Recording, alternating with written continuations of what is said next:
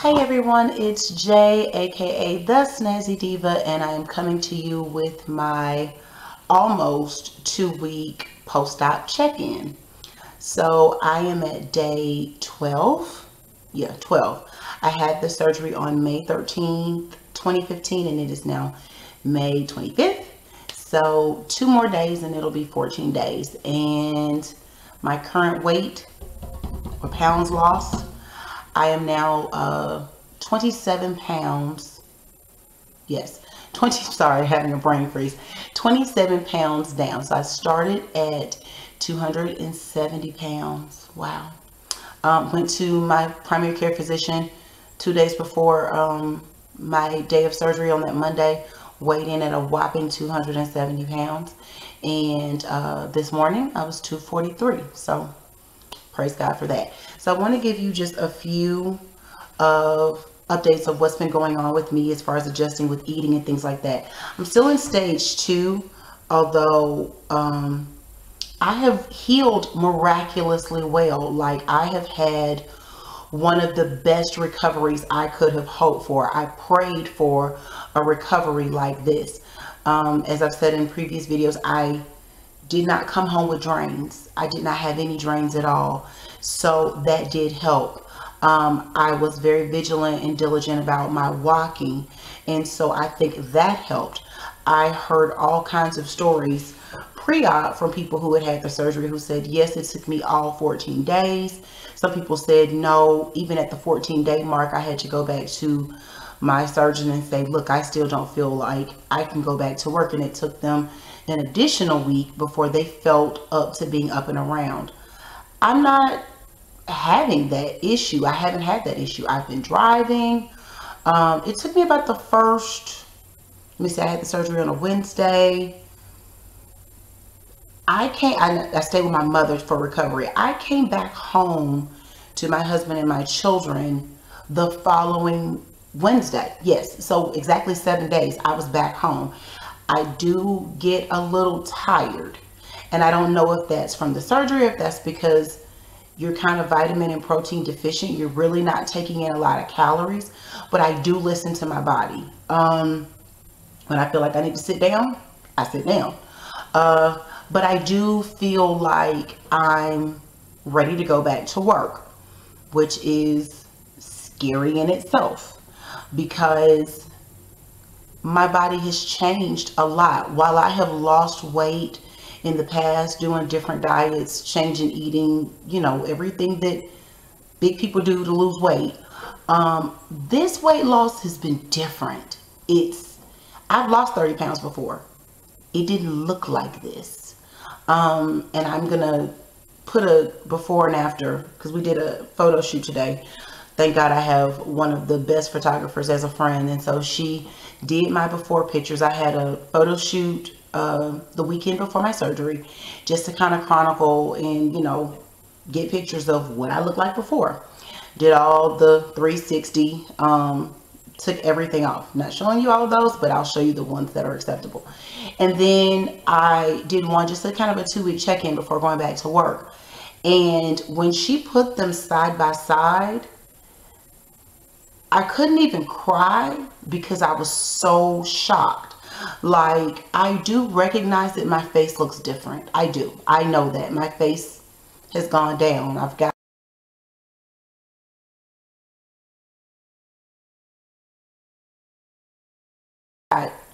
one and a half chins as opposed to 3.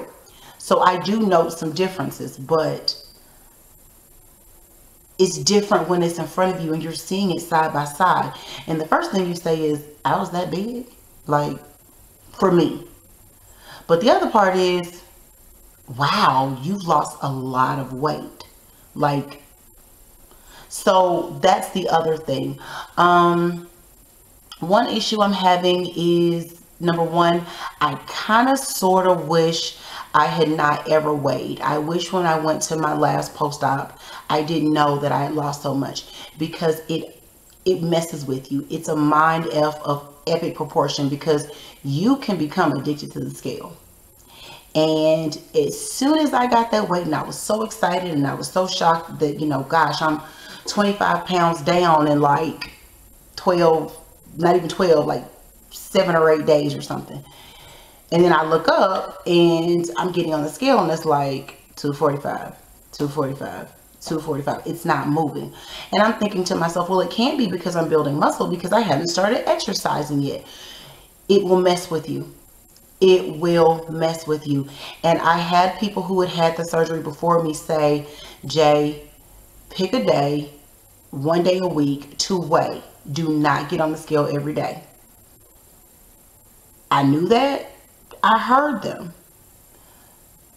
Didn't do it. So I am struggling right now with staying away from the scale because it will mess with you mentally.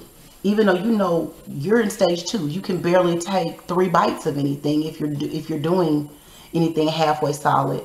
And it's like, but you're telling me that I hadn't lost anything, nothing at all.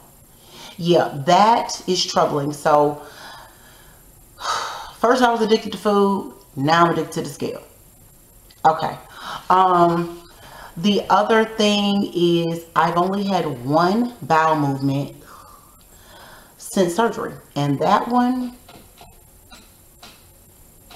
yeah, felt like giving birth. It sucked. So, you know, in my little handy dandy survival kit, preparedness kit, and then my bariatric surgery kit, I forgot the stool softener. You need that. It's like pooping rocks. Not fun. So heed my advice, definitely get the stool softener. But I'm still not having regular bowel movements, which they say that's normal. It can happen.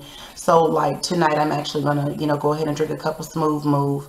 I don't think I'm going to steep it that long because I have a tendency to cramp when I do any kind of laxative, even the natural laxative. And I just don't want to deal with that. I have enough issues with my stomach. My sensitive sweetie is what I've named my new tummy, my pouch. I don't know why they call it a pouch. I don't like that. But my sensitive sweetie, we're still getting to know each other. We're moving along. We're getting better. I've learned a couple of tricks to help me in this process, and I'll get into that probably in the next video. But otherwise, week 2 recovery has been good. I am nervous about going back to work. I really am, because some people know that I had the surgery, a few, and some people don't. I have decided, of course, to be very public about my surgery, hence the videos, but they don't know all of that yet. So every time I've encountered somebody in the last few days, they're like, wow, you look really different. You've lost a lot of weight. Like, you know, people notice. Excuse me, that's another thing. I am gassy, burpy central. It's not coming out the back end so much, but you burp and burp and burp and burp, which is a good thing, but it's so unladylike.